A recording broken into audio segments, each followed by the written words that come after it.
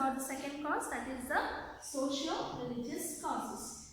When we talk about the socio-religious causes, it is, the British started interfering in the social as well as the religious matters of India. And then which hurt, they also started to get into the traditions, interfere in the customs and traditions of our country. So this was not accepted by the Indians, especially when it came to the religious matters. It was not at all accepted by the Orthodox Hindus. Okay, so this was, here you can see many such points coming up. Okay, in the socio-religious causes. The first one is interference with the social customs. Under the social-religious causes, it is the interference of the British in the social as well as the social customs. You all know it was Sati system. I guess you people have heard about Sati system. According to this Sati system, when the husband dies, okay, any woman, if her husband dies, then she had to sacrifice her life by jumping in the fires of her husband. So this was called as Sati. So this was a cruel treatment, actually inhuman. So the British, they considered it as inhuman, and so they thought of abolishing this kind of a practice in our country. Actually, it was an evil practice. So they thought that they will abolish this, the practice in our country, and so they introduced the abolition of Sati in the year 1829. So this hurt the feelings of the Indians, because it was direct interference of the British in the practices, social practices of our country. And then one more thing that angered the people there was, especially the religious people, the Orthodox Indians, was the Widow Remarriage Act, so which was introduced in the year 1856.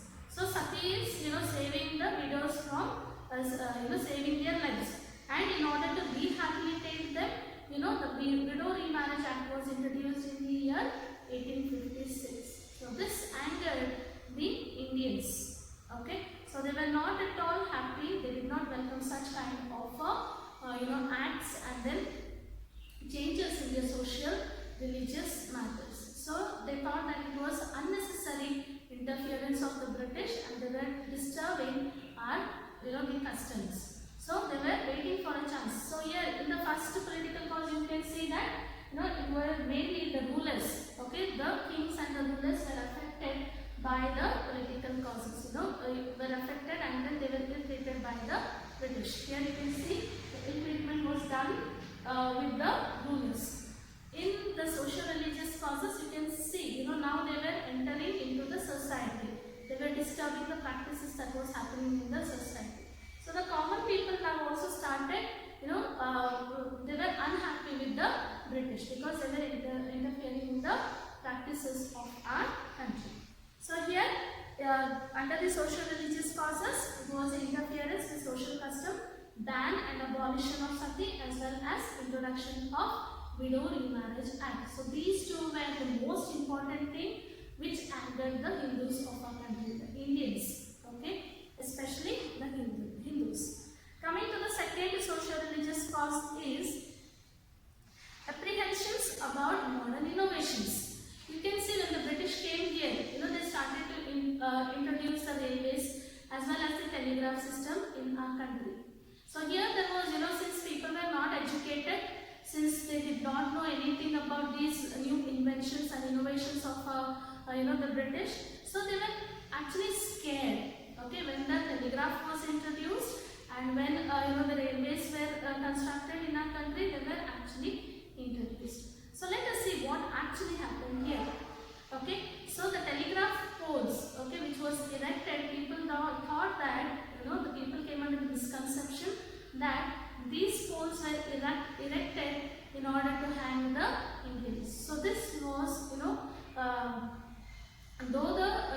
these two were actually, these modern innovations were introduced in our country for the development, or that way they introduced the new inventions in our country. But then this actually frightened or feared, this made the Indians fear, because they thought they did not know anything about it in and out.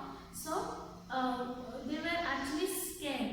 They thought that the telegraph poles were erected in order to kill them or to hang them.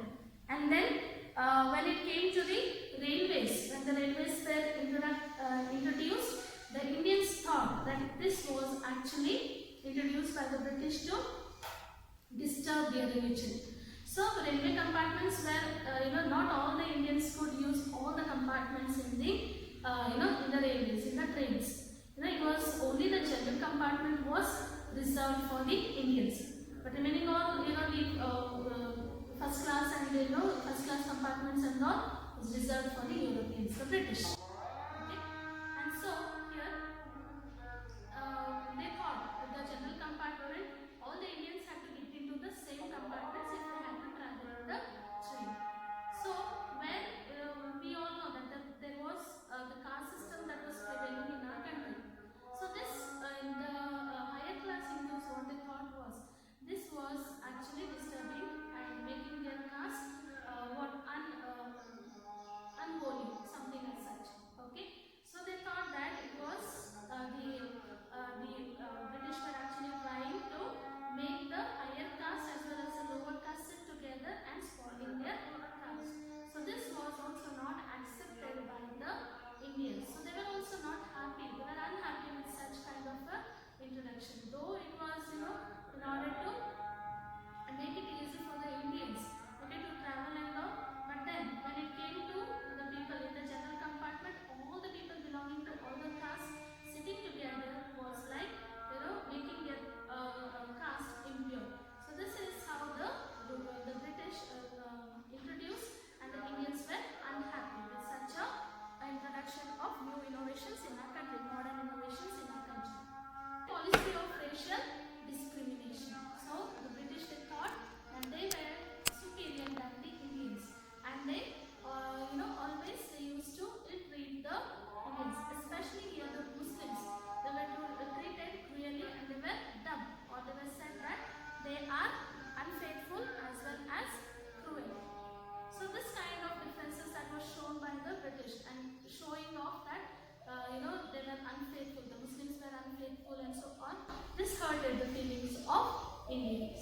They themselves, they believed and they showed that they were superior among all, above all.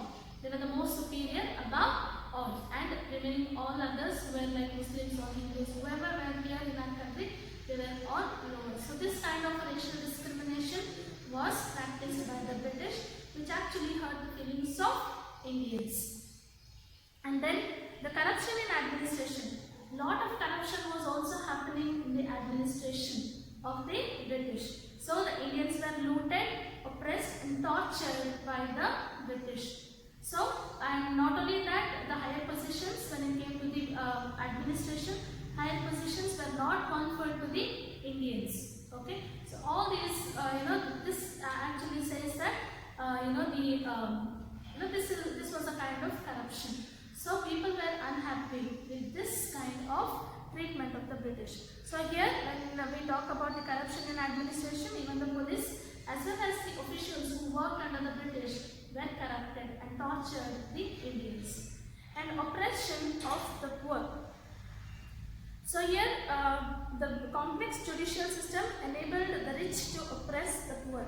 So one more social religious causes here, when we talk about the social religious causes, the one more point is oppression of the poor. The complex judicial system enabled the rich to oppress the poor. Flogging, torture and imprisonment of cultivators for their inability to pay arrears of rent, land revenue and interest on debts were quite common. Thus the growing poverty made the poor desperate and led them to join a general uprising in the hope of improving their lot. So the poor were actually, ill-treated by the British. They were actually imprisoned. Torture was done over the poor. They were, imprisoned. Flogging. Flogging means hitting with the, hitting them, okay, and then hitting and flogging, torturing them. If at all they failed to pay the land revenue or the taxes. So this made unhappy the poor people. This made the poor people unhappy, and they were also waiting for a spark or waiting for a time, to revolt against the British. And then activities of missionaries. So you know that missionaries also started to get into the country. So the Christian missionaries, wherein the Christian missionaries came in our country, and then the Hindus were also, sometimes there was quite a bit of conversions that was happening. And not only that, the company even acted as the trustee of some Hindu temples. So all these angered the Hindus, especially here. So when the missionaries came to our country, they were preaching Christianity, and then the British they also themselves posed to be the trustees of the Hindu temples and all. So this was kind of interference of British in the religious matters of our country. So this angered the religious people, or the Hindus especially here, and so they were also waiting to revolt against the British. And one more thing was, they were unhappy because the Christian conversions were happening through the conversions were happening through the missionaries. So this angered the people, and they were waiting for the chance to revolt. Coming to the next one, the next point is fears regarding Western education. So Western education also was introduced in our country, wherein many traditional the way of teaching, kind of teaching, all these were removed. So this also made the people unhappy. Also the girls' education was introduced. So this was not accepted by the people of our country. So they were not happy with this. The Western education system was introduced in our country in many schools. In the year 1829, the Bengal government established an English class in the Calcutta Madrasa, which was a Muslim institution. So this way, you can see how the changes were done, and so the people of India were unhappy. So later English classes were introduced also in Benares, the Sanskrit college. So this introduction of new subjects, introduction of new languages were a bit kind of unhappy thing for the Indians. So this introduction of Western education actually angered the people of our country, and so they also were waiting for a chance to revolt against the British, especially in the Muslim institutions, in the Sanskrit institutions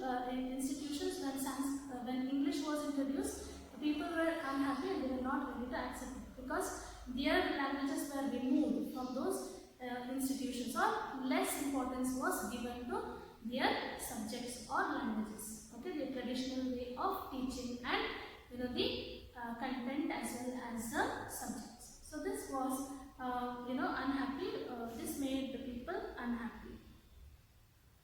And then even the subjects like literature as well as science was introduced, encouraged to for the children to learn.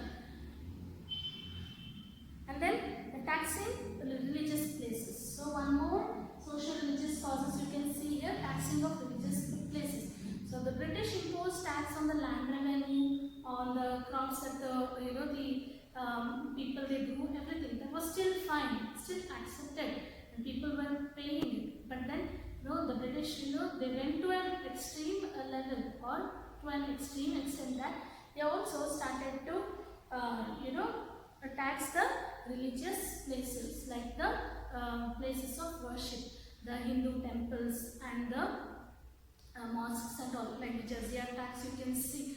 So in order to, not jizya tax, the taxes were imposed on the worship places. So this was not accepted by the Indians, because it hurt the religious matters, religious feelings of the Indians. So when the tax was imposed even on the religious places, that made the people unhappy. And the law of property, according to this point, the Religious Disabilities Act was introduced in the year 1850, which changed the Hindu law of property. So there was a Hindu law of property which was actually changed by changed to the Act of Religious Disabilities Act of 1850. So according to this, it enabled, this law of Religious Disability Act of 1850 enabled a convert from Hinduism to other religions to inherit. So people had to convert from Hinduism to other religion in order to inherit the property of his father. So the Hindus regarded this as an incentive to give up one's religious faith. Okay, so this was not accepted by the Hindus. Okay, so this was also, see, this way you can see, these were some of the social religious causes for the first war of independence. So let me say it one by one. So interference with social customs, that is, abolition of sati as well as introduction of widow remarriage, apprehensions about modern innovations, that is fear about new innovations that was introduced in our country, that is telegraph poles as well as the railway compartment. Telegraph poles means when it was erected, people thought it was erected to hang them, and railway compartments actually made all the people of India who believed in the caste system, made the higher caste and the lower caste sit together and made their religion impure. And then policy of racial discrimination was practiced, where British were arrogant, and then they were rude towards Indians, and they posed themselves to be superior over Indians and treated the Indians low, especially the Muslims. And then corruption in the administration, where the police as well as the petty officials who worked under the administration of the British tortured and harassed the people, and they used to take corruption from the people and oppressed and tortured the poor. And then oppression of the poor, here you can see when the farmers were not able to pay taxes and all, so they were beaten, hit, and then they were reduced to more poverty, more taxes were imposed on them, and they were reduced to the level of poor conditions. And activities of missionaries, where many missionaries were involved in the conversion of the people in our country. Not only that, the British also posed themselves to be the trustees of some Hindu temples. So this kind of religious, interfering in the religious matters made the people of India unhappy. The fears regarding Western education, introduction of English and science, made Indians fear that they were going to remove all the traditional way of teaching from our country, and then encourage by teaching science and English and all, convert slowly that way, change the mind of the people and convert the people into Christianity. So this was the fear with regard to Western education also. Okay, and then taxing the religious places was also one of the social religious cause, where even the temples, the mosques, all, in order to enter these places, worship places, the taxes were imposed. Law of property, wherein the law of property, the Hindu law of property was changed, and in order to inherit the property of their own father, the people, they had to convert into different religions. So this is the different social religious causes for the first war of independence. So till now we studied two causes for the first war of independence, 1857. Coming to the third one is the economic causes. When we talk about the economic causes, it was exploitation of economic resources. So India was mainly agriculture country, and it was made as an economic colony to serve the interests of industrial England. So India was forced to export at cheaper rates raw materials like cotton, raw silk that the British industries needed urgently, plantation products like indigo and tea, and food grains which were in short supply in Britain. So India was only treated and exploited. Okay, it was only treated as the economic colony, and they were exploited. India was, the resources of India was drained and exploited by the British. So India is still now, right from the beginning, now also India is an agricultural country.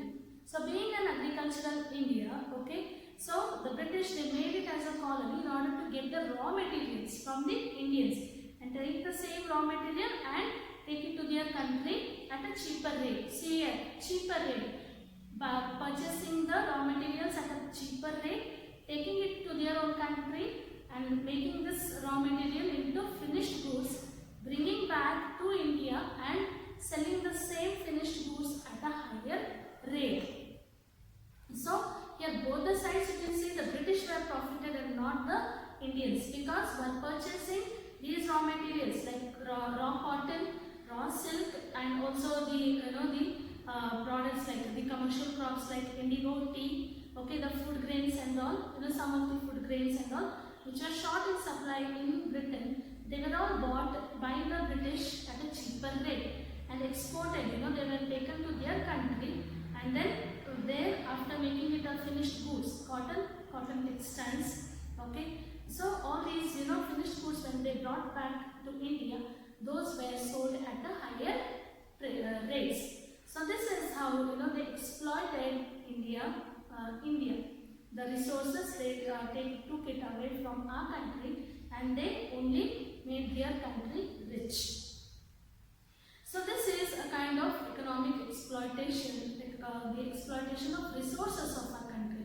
They looted all these resources of our country and made their country rich. India was made to accept ready-made goods. So as I told you, raw cotton was taken away from our country, raw silk was taken away from our country. There in their factories, they made it into finished goods, the cotton textiles. They brought it back to our country, and the Indians were forced to purchase it on a higher rates. And while importing it to our country, Indians had to pay the heavy duties on those imports. Import is to purchase it from England. Okay, so but for them, for British, while exporting this, the nominal, the taxes were, or the export duties were at a nominal. It was nominal. But import duties, when Indians had to import the same finished goods to our country, the rates were higher. Or the import duties were higher. So this was the differences that were shown while imposing taxes on exports or the importing products. So this way you can see the economic resources as well as the exploitation of economic resources of our country.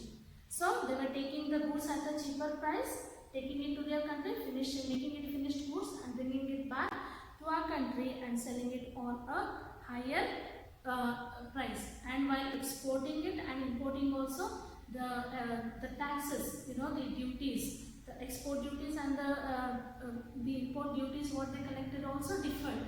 Export duties were nominal, import duties were higher. This actually became one of the most important economic cause for the first war of independence, because both the times it was Indians who were going into loss. Drain of wealth till the Battle of Plassey 1757, the European traders used to bring gold into India to buy Indian cotton and silk. However, after the conquest of Bengal, the British stopped getting gold into India. They began to purchase raw material for their industries in England from the surplus revenues of Bengal and profits from duty-free inland trade. Thus began the process of plundering India's raw materials, resources and wealth by Britain. The transfer of wealth, when we talk about the drain of wealth, means it is nothing but the transfer of wealth from our country, that is India, to England, for which India got no proportionate economic return. Okay, so whatever goods we transferred from our country to England, for that in return we did not get a proportionate rate, a right price for that. That is called as the drain of wealth. The drain included the salaries, incomes and savings of Englishmen, the British expenditure in India on the purchase of military goods, office establishment, interest on debts, unnecessary expenditure on the army. So if you have to see, everywhere the drain of wealth, in order to transfer our goods, transferred it, but we did not get good price on that. And again the resources, the wealth of our country was spent on the salaries for the Englishmen, for the maintenance of their troops, and for the British expenditure, for the for their military goods as well, and office establishment, interest on debts. all these were, you know, unnecessary expenditure on army. For all these things, they spent from the Indian resources or Indian the economy, what they got it from our people. So this you can see from every corners, you know, each and every corner they started to drain the wealth of our country. And then the decay of cottage industry and handicrafts. So you know, here because of the British, you know, their rule here and their industries, they brought their finished goods and all. Even, you know, the industries were also affected. Also the cottage industry and handicrafts were also affected in our country. So heavy duties on Indian silk and cotton textile in Britain destroyed Indian industries.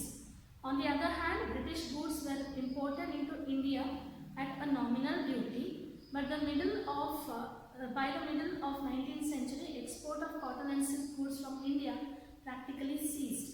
The art of spinning and weaving, which for ages had given employment to thousands of artisans, became extinct. Here you can see small cottage industries as well as handicrafts and artisans. All these suffered under the hands of the British. So the art of spinning and weaving, and which was practiced by the Indians, all these came to an end because the finished goods from England were brought to our country and then they were sold here. So the Indian handmade goods had no demand here in our country, whereas in other countries also. So this ultimately brought, you know, it affected over the Indian industries, Indian artisans, handicrafts as well as the cottage industries. And economic decline of the peasantry. When we talk about the peasantry, it directly relates with the farmers. So even the farmers also were ill-treated by the British. Even there, they also were reduced to the conditions of poverty, completely the condition of poor. So many taxes were imposed on them, and they were forced to cultivate indigo, which was the commercial crop, and which was, you know, which the British wanted to supply to their country. So this way they tortured the Indian cultivators, and the goods that the Indian farmers they produced were actually purchased on a lower price or cheaper price. So this way you can see, and there was no any kind of provisions like credits or loans given to the farmers, and they were imposed with heavy taxes, and when they were unable to pay the taxes, their lands were snatched away by the British. And so this is how the peasants or the, you know, economic conditions of the peasants were actually reduced to the condition of poverty. Continue with the next point that comes under the economic causes, that is the economic decline of peasantry.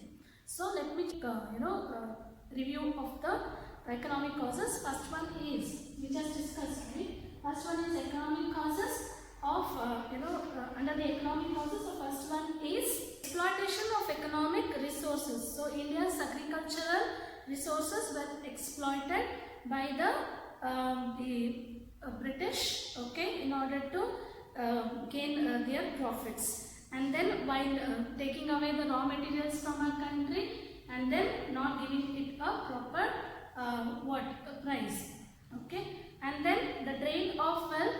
So the drain of wealth included the transfer of wealth from India to England, okay, for which India got no proportionate economic return, and this actually is called as drain of wealth. Even the salaries of the British, British incomes and savings of Englishmen, the British expenditure in India on the purchase of military goods, office establishment of the British, interest on debts, and unnecessary expenditure on the army. All these were done by the wealth taken by or money collected from the Indians, on these things, in order to pay the salaries to the expenditure of the British, etc.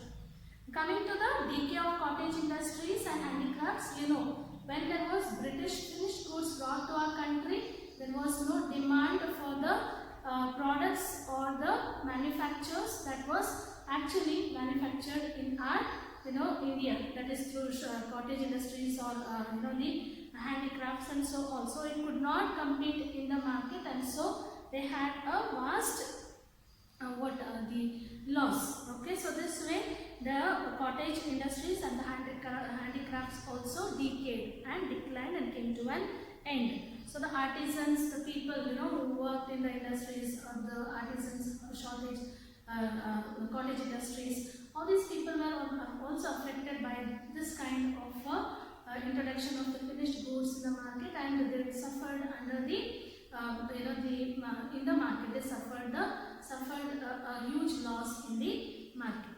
There was no demand, and ultimately they had to shut down their industries and so on. And then the economic decline of peasantry. When we talk about the economic decline of the peasantry, the farmers were imposed with heavy taxes, and the taxes that was imposed was double than what they used to pay during the times of the Mughals. Okay, so the Mughals, they are known to impose high taxes, but then still here the British, when they came here, when they imposed tax on the Indian farmers, the tax was double than what the Mughal rulers had actually imposed on the Indian farmers. So with this, the farmers, they fell into the indebtedness. They fell into debts. They made lots of credits and loans here and there, for which they did not even get any help from the government, the British government, the East India Company, to pay their loans back and so on. So ultimately they lost their lands. So finally there was a condition, conditions of the farmers reduced to the poverty level, and they did not even have, sometimes they did not even had their, something to spend even on one meal. So that much, that they suffered so much without, because of non-payment of the debts what they actually took, or loans what they took, their lands were snatched away. They reduced to the conditions of poverty. And finally, the peasants were also affected and hit by, different famines. Famines are the condition of shortage of food. Okay, famines occur because of the droughts. Okay, because of the floods, as well as when there is no money. Ultimately famines are nothing but they are the conditions where there will be shortage of food, and there many farmers were affected by the famines. People of India were affected by the famines. And then growing unemployment. Not only the artisans. Here you can see under the economic, the causes for the First War of Independence. You can see the whole country was exploited. The whole society of India was exploited. Okay. So where the economic resources were exploited by the British. Okay. The natural resources were taken away to their own countries. Okay, this way the economic resources were exploited, and coming to the artisans and the cottage industries, they were also, the finished goods that they brought into our country couldn't, and because of it, they could not, their products were incompetent, or said to be incompetent to be in the markets of India as well as in the markets of the England. So there was no demand for their goods, and so they had to shut down their industries and cottage industries. And the peasants, they were also reduced to the poverty conditions because of the taxes imposed on them. They fell into debts, and when they were unable to repay their debts, the lands were taken away by the landlords as well as the British also at times, and so they were reduced to the poor conditions, and they were affected also. They were affected by the famines. So this is the conditions of peasants, the condition of artisans, the conditions of cottage industries. Okay, all they were suffering under the ill treatment of the British. Not only then, there was also growing unemployment. Okay, in our society. When the British, they annexed these the kingdoms and territories under the British East India Company. What happened is, when they took away the kingdoms, they dismissed many many officials, administrative officials, soldiers and all who were working under such a ruler. Okay, their positions were removed. Okay, and there were also scholars. If you have to see, there were many scholars, there were many administrative officials, there were soldiers. Okay, there were zamindars, landlords, and all who were working under such a kingdom. They were there. Okay, when they were affected by the British. So employment, growing unemployment, you could see everywhere in our society. The scholars were the royal patronages in different kingdoms. Like there were the writers, the scholars, the the musicians. Okay, so all these people, okay, they were affected. They lost their jobs. Okay, they lost their jobs, and there you can see unemployment growing. Not only that, even the one who depended on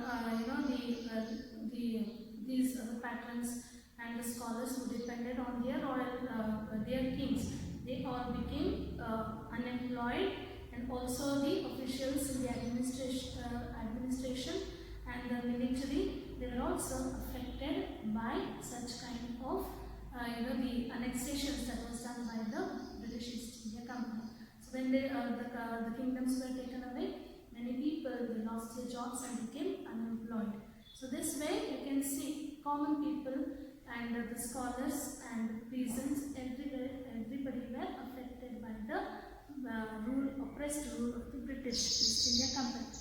And inhuman treatment of indigo cultivators. When we talk about the cultivators, the farmers, there were also a group of farmers who used to grow indigo. Indigo was a commercial crop, okay, which was which was in more demand in the Britain.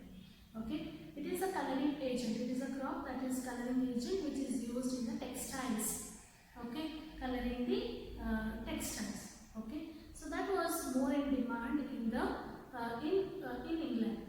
So here, the indigo cultivators of our country were tortured, very badly by the British, because if at all they tried to, the indigo cultivators were made to cultivate more and more, indigo, and if at all they tried to cultivate any other crops in their farms or fields, such crops were destroyed. They were not allowed to they were not allowed to cultivate any other crops than indigo. And whatever they grew also, cultivated also, those were the British did not give right price for it. Okay, they took it on a cheaper price, and then this way they exploited the indigo cultivators. So buying the products from them, taking indigo from them, but not giving the right price. And if at all these indigo cultivators tried to grow any of other grains or any other cultivation they did, they used to destroy such a crop, and then they used to take away their cattle as a punishment. Okay, the punishment when given that they used to destroy the crops as well as take away the cattle of such indigo cultivators. So this is inhuman treatment that was done by the British over the indigo cultivators. Coming to the next one is during this period only, poverty. Because of all these things, you can see poverty. The conditions of people in India reduced to ultimate poverty level, and then famines arose. So British economic exploitation, decay of indigenous industry, that is shutting down the Indian industries, and then high taxation over people. It could be the common people, it could be the farmers, it could be all the people in our society. Taxing them, the drain of wealth of our country, stagnation of agriculture and exploitation of poor peasants, reducing the Indians to extreme poverty. So all these together, okay. So such kind of a treatment of British, exploiting the people, shutting down the indigenous industries, taxing Indians highly, drain of our wealth of our country. All these, brought in poverty to our country. People became more poor. Okay, they reduced to the level of poverty. And famines, they ravaged the country in the second half of the 19th century. Because all the people were suffering. There was no money for the farmers to cultivate. They lost their lands. So where there will be cultivation also would not happen. Therefore, the farmers were unable to cultivate crops. So this ultimately, this led to the conditions of famine. Famine means where there is shortage of the supply of food. This happens to natural calamities also sometimes. Famines may occur because of natural calamities. But here the famines did not occur because of the natural calamities, but it was because of mainly because of the poverty conditions of our country. Okay, because the people reduced to the level of poverty, the famines also occurred. Because people had to pay tax, the farmers had to pay tax. Okay, and then there was many farmers lost their jobs because they could not cultivate anything. The crops they grew were taken away by the British. Right price was not given to them by the British for the crops they grew. Okay, they also had to pay heavy taxes on the land or the producers that they produced. If at all they failed to pay the tax, the lands were snatched away by the British, okay, or the landlords because of the indebtedness. So ultimately the cultivation also reduced. Cultivation of food grains reduced because of growing more and more indigo cultivation. The cultivation of the food crops reduced.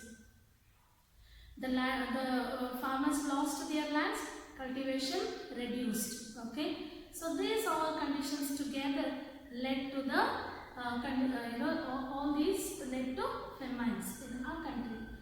The shortage of food supply. So many people, they were affected by poverty as well as famines because of the exploitation of the British in our country. So this also, people were unhappy with the British because ultimately we have to live. For that we need to live in at least a condition where we can lead a respectful life, isn't it? But the British, they reduced our situation to such an extreme level. The people became so poor, they did not even have anything to cultivate or anything to eat. So this led, this was one of the economic cause for the First War of Independence. Lastly, it is the decline of landed aristocracy. So here let me read it in order to make you people understand. The landed aristocracy, which included the talukdars, here it is mainly the talukdars and the hereditary landlords. See, you came across, where the people were exploited, you came across with political causes, means it is the rulers were affected because of the British. So social religious causes, it was the common people who were affected by the British. Economic causes, you learned that, the Indian artisans, the handicrafts, the cottage industries, people who run the cottage industries, the peasants, the scholars, all they were economically reduced to the poverty level. They were suffering under the hands of the British. Okay, and now it is the landlords. Okay, so when we talk about the landed aristocracy, this includes the landlords, zamindars especially here. So the landed aristocracy, which included the talukdars and the hereditary landlords, were deprived of their estates. Their estates were taken back. Okay, their property, the lands were taken away because there was one Inam Commission that was introduced. Okay, according to the provision of the Inam Commission, which was introduced in the year 1852, 20,000 estates were confiscated. 20,000 lands were confiscated by the British from the landlords. Okay, from the landlords who failed to produce evidence like title deeds. Okay, who failed to produce their title deeds, that the particular land that they are owning is their own title. Okay, in their own name. Okay, by which they held the land. So the landlords could not produce the evidence that those title deeds, okay, which said that those lands were their own lands, their own property. So 20,000 such lands were confiscated, taken away, grabbed away by the British. And these confiscated lands, which were taken away by the British, were sold by public auction, by doing the public auction. Auction means haraj you say, right, in Kannada. So that is what is auction. To the highest bidders, the one who bidded higher. Such estates were usually purchased by the merchants as well as moneylands who did not know in and out about the land. Okay, who did not understand the needs of, about the land, about the cultivation, or about, they did not even understand the needs of the tenants, as well as who could take the land, okay, and do cultivation on that. So they also took such lands, and they exploited the people. And this drove the landed aristocracy to poverty without benefiting the peasantry, which suffered under the weight of exorbitant land revenue. Okay, so the land, the money lenders as well as the merchants, they were only interested in making profits out of money, taking money. So they took the land, okay. So the confiscated 20,000 confiscated land, which was taken by the British, those were auctioned, okay, in a public auction to the highest bidders. And these were mainly, the one who purchased the land was the money lenders and the merchants, who were very rich, okay. They, actually gave the land, okay, on rent to the farmers, okay. Peasants are farmers, okay. Now also we have, isn't it? We give the land on, our cultivating land on the rent. Rent in the sense, we give it to the farmers, they cultivate it, and we take money from them. So here they used to give such lands to the farmers who had to cultivate, and then if at all, and then the people, they used to repay. Okay, they used to give the money to over such lands to the money lenders and the merchants. So here, when such lands were taken by the money lenders and the landlords, they did not understand about the tenants.